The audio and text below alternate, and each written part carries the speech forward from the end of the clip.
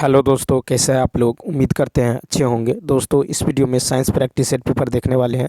यह video BPSC tree 4.0 के लिए अत्यंत आवश्यक है, तो आप लोग लास्ट तक जरूर बने रहिएगा। इसमें टोटल क्वेश्चन आपको 40 देखने को मिलेगा।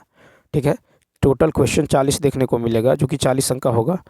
तो चलिए शुरू करते हैं। शुरू करने से पहले यदि आप नए हैं तो चैनल को सब्सक्राइब कर लीजिए, बेल आइकन को प्रेस कर दीजिए और एक बार वीडियो को शेयर कर दीजिए। फर्स्ट है कि निम्नलिखित में से कौन औषधियों का वर्गीकरण का आधार नहीं है। तो इसमें ए ऑप्शन, आकार के आधार पर। तो निम्नलिखित में से आकार के आधार पर औषधियों का वर्गीकरण नहीं किया जाता है। दवाओं को मुख्य रूप से 4 मानदंडों के आधार पर वर्गीकृत किया गया है। औषधीय प्रभाव, दवा की क्रिया के आधार पर, रासायनिक संरचना और शरीर में आणविक लक्ष्य। नेक्स्ट, दूसरा है कि गांजा पौधे के किस भाग से प्राप्त होता है। A option. तो देखिए, गांजा एक कैनाबिनोइड हैं जो सूखे अनिषेचित मादा पुष्पक्रम से प्राप्त होता है। ठीक है, तो मादा पुष्पक्रम से प्राप्त होता है। आमतौर पर इसे सिगरेट और पाइप में पिया जाता है। यह दुनिया भर में सबसे अधिक इस्तेमाल की जाने वाली अवैध जो दवा है। ऐसे पदार्थ जिनके सेवन से किसी न किसी प्रकार का जो है नशा उत्पन्न होता है, मादक पदार्थ कहलाता है। ठीक है, मादक पदार्थ कहलाता है। नेक्स्ट देखिए, फिर है कि पराग कण की दीवार को क्या कहा जाता है। B option.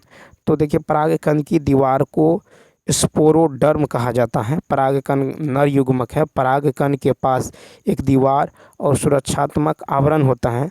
स्पोरोडर्म पराग कण की यही दीवार है। इसकी सामान्यतः 2 परतें हैं। एक तो एक्साइन बाहरी परत और इंटीन आंतरिक परत। नेक्स्ट है कि महिला प्रजनन प्रणाली का प्राथमिक यौन अंग कौन सा है। 14 का होगा बी ऑप्शन, अंडाशय। तो अंडाशय प्राथमिक महिला यौन अंग है। यह महिला युग्मक अंडाणु और कई स्टेरॉयड हार्मोन जो है डिम्ब ग्रंथि हार्मोन का उत्पादन करते हैं। प्रत्येक अंडाशय बादाम के आकार का ठोस भूरे गुलाबी रंग का होता है। मादा जनन कोशिकाएं या अंडे अंडाशय में बनते हैं। अंडे को अंडाशय से पतले अंडवाहिनी या फेलोपियन ट्यूब के माध्यम से गर्भ में ले जाया जाता है। नेक्स्ट, फिर निम्नलिखित में से कौन सा जो है प्लेसेंटा का कार्य नहीं है। तो 115 का सी ऑप्शन, भ्रूण को कार्बन डाइऑक्साइड की आपूर्ति।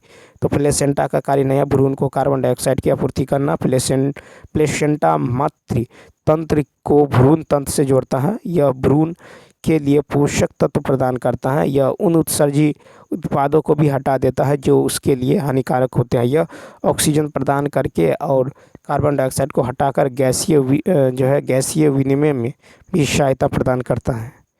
फिर है कि निम्नलिखित में से कौन सा एंजाइम बेकर के खमीर द्वारा निर्मित होता है। 116 का हो जाएगा ई ऑप्शन। तो देखिए, लैक्टेज, तो विकल्प में से सभी एंजाइम जो है खमीर द्वारा निर्मित होते हैं। ठीक है, तो यहाँ पे जो है 116 का हो जाएगा ई। तो लैक्टेज एंजाइम बेकर के खमीर द्वारा निर्मित नहीं होता है। ठीक है, लैक्टेज जो है ये बेकर के खमीर द्वारा निर्मित नहीं होता है। लैक्टेज और बेकर यीस्ट 3 एंजाइमों का उत्पादन करता है। एमाइलेज, माल्टेज और जो है जाइमेज। एमाइलेज स्टार्च की थोड़ी मात्रा को माल्टेज में बदल देता है। माल्टेज जो है माल्टोज को ग्लूकोज में बदल देता है। ठीक है, लैक्टेज दूध की चीनी को 2 तरल शर्कराओं यानी एल्डोहेक्सोज और सुक्रोज में तोड़ता है। लाइपेज एंजाइम आंतों में वसा को पचाने में मदद करता है। फिर है कि बीओडी के संबंध में निम्नलिखित में से कौन सा सत्य नहीं है। तो सी ऑप्शन, बीओडी जितना अधिक होगा पानी की प्रदूषण क्षमता उतना ही कम होगी। ठीक है, तो 117 बीओडी के संबंध में निम्नलिखित कथन सत्य है कि बीओडी जितना अधिक पानी की प्रदूषण क्षमता उतना ही कम होगी। ठीक है, सीवेज जल का उपचार तब तक किया जाता है जब तक कि बीओडी कम ना हो जाए। बीओडी परीक्षण पानी के नमूने में सूक्ष्म जीवों द्वारा ऑक्सीजन ग्रहण करने की दर को मापता है। यह बीओडी अप्रत्यक्ष रूप से पानी में मौजूद कार्बनिक पदार्थ का एक माप है। ठीक है, नेक्स्ट, और बीओडी को मुख्यतः 5 दिन और 27 डिग्री सेल्सियस पर मापा जाता है। अपशिष्ट जल का बीओडी जितना अधिक होगा उसकी प्रदूषणकारी क्षमता उतना ही अधिक होगी। फिर है कि निम्नलिखित में से किस रोग में सभी यौन संचारित रोग शामिल हैं। 118 का होगा B option, AIDS, hepatitis B, trichomoniasis. ठीक है, तो एड्स, हेपेटाइटिस बी, ट्राइकोमीनियसिस यौन संचारित रोग है। ठीक है, ये सब जो है यौन संचारित रोग के उदाहरण हैं सिफिलिस, क्लेमाइडिया, गोनोरिया, ट्राइकोमोनिसिस, HPV यानी ह्यूमन पेप्लियोमेवायरस, HIV, हर्पीज और हेपेटाइटिस बी। नेक्स्ट देखिए 119 की यदि बात करें तो कहता है कि निम्नलिखित में से कौन सा आयु वर्ग जो है STD के प्रति सबसे अधिक संवेदनशील है। तो 119 का हो जाएगा ए ऑप्शन, 15 से 24 वर्ष। तो 15 से 24 वर्ष आयु वर्ग STD के प्रति सबसे अधिक संवेदनशील है। यद्यपि सभी व्यक्ति STD के प्रति संवेदनशील होते हैं, लेकिन 15 से 24 वर्ग के आयु वर्ग में इसकी घटनाएं अधिक होती हैं।